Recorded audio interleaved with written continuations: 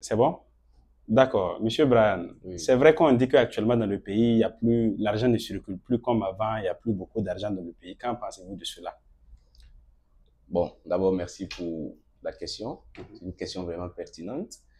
Le sujet de l'argent, l'argent, c'est pas. D'abord, il faut savoir que l'argent, c'est pas quelque chose de divin, c'est du papier. Mhm, Il faut d'abord comprendre le principe de l'argent mhm, pour savoir où trouver l'argent. mhm, Il faut créer des activités, créer la personne qui peut être en mesure de générer de l'argent. mhm. Il faut savoir se vendre, il faut avoir créé des techniques. Bon, je dis quoi?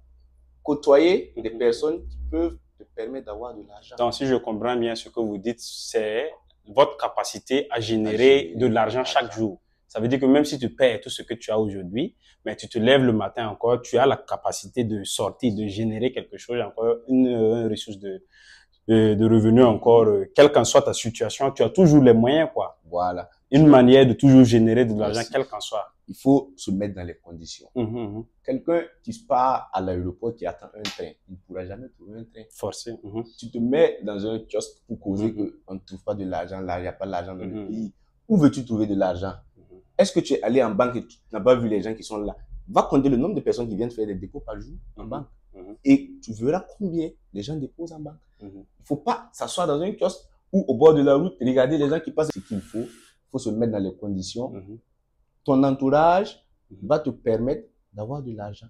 C'est tout. Moi, je me dis aussi que actuellement même il y a beaucoup plus d'argent même qu'avant parce que mais actuellement c'est de l'argent légal qui circule au fait parce que avant c'était de l'argent illégal prenait le dessus parce que les gens fraudaient, les gens faisaient des choses inutiles pour avoir de l'argent, mais actuellement c'est l'argent est légal au fait. Il faut que tu sois compétent dans une activité pour pouvoir générer de l'argent. Il faut que tu fais quelque chose de concret. Ça veut dire que tu peux plus voler.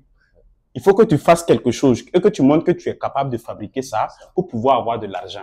C'est pas, tu peux plus genre aller, par exemple, dans tel pays, frauder, mettre des trucs inutiles pour venir vendre à la jeunesse, pour abrutir la jeunesse. Ça, c'est plus possible, en fait. Et je pense que c'est sur ça que les gens se basent pour se dire, comme ils sont plus capables de générer de l'argent illégal, comme l'argent est devenu légal maintenant, mais l'argent légal, il te faut d'abord être compétent dans certains domaines pour générer de l'argent. C'est ça maintenant que beaucoup de gens incompétents se basent pour dire qu'il n'y a pas d'argent. Sinon, je pense qu'il y a beaucoup d'argent dans la société et que si chacun se donne les moyens, il pourra en générer tel montant qu'il le veut. Effectivement. Et d'abord, il faut comprendre, et aussi plutôt, il faut comprendre que l'argent, la pauvreté est un état d'esprit. La richesse en est un autre. Tu veux devenir riche, oublie la pauvreté. La pauvreté ne doit plus faire partie de, comment on appelle ça, de ton langage. Bannis la pauvreté, fais place à la richesse, tu seras riche. Moi, je me dis même, quand tu sors même la journée et que tu n'as même pas 50 000 francs dans ton compte bancaire, sois comme quelqu'un qui a 1 milliard même dans ton compte en banque. Sois confiant avec tes clients, sois confiant avec tes partenaires. Même si tu as un projet de 10 millions, demande-toi, c'est vrai que j'ai pas les 10 millions dans mon compte en banque, mais qu'est-ce que je peux faire pour générer l'argent que je veux pour démarrer telle activité? Quelle personne je peux toucher? Parce que n'oublions pas que le relationnel est très important. Parce que c'est le relationnel, parce qu'il y a un adage qui dit que on n'a pas besoin de cette, il y a de certaines personnes qu'on n'a pas besoin d'eux, mais on peut pas s'en sortir sans eux, au fait. Il faudrait vous mettre dans des conditions, croiser les bonnes personnes, parce qu'il suffit que tu rencontres une seule personne et ta vie change à jamais.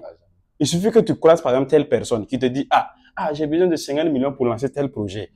Oui, je connais tel directeur de la banque là. Est-ce qu'on va aller, on va le voir? Tu pars, c'est un ami à moi, il a déjà dit, ok, comme c'est toi, tu l'as amené, je sais que toi, tu as déjà crédit. Il n'y a pas de problème. On te donne le crédit et puis tu le fais. La crédibilité, au fait. Merci, vous avez abordé ce terme, la crédibilité. C'est ce que beaucoup de personnes, je vais dire quoi, n'implémentent pas dans leur habitude. La crédibilité, c'est ce qui te permet même de pouvoir causer avec quelqu'un. Et vous savez que nous sommes tous des acteurs de marketing.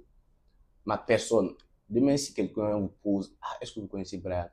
De par ce que moi j'ai fait dans le passé, vous allez dire, Brian est une personne comme ci, comme ça, comme ça.